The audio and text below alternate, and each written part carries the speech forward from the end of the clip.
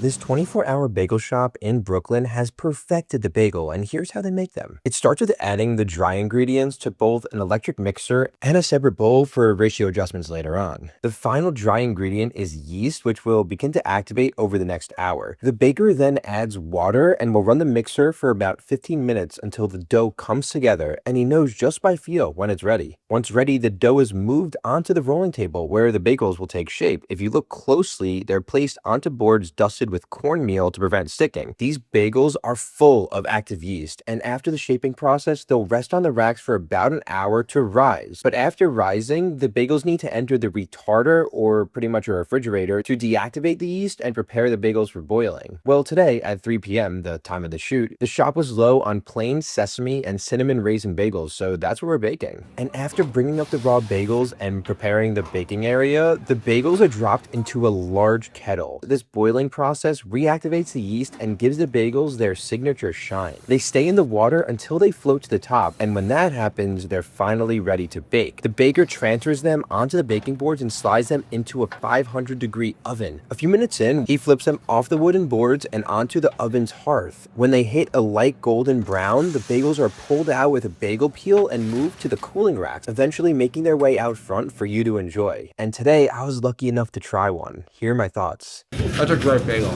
There is nothing that beats a hot bagel at 3 p.m. in the afternoon.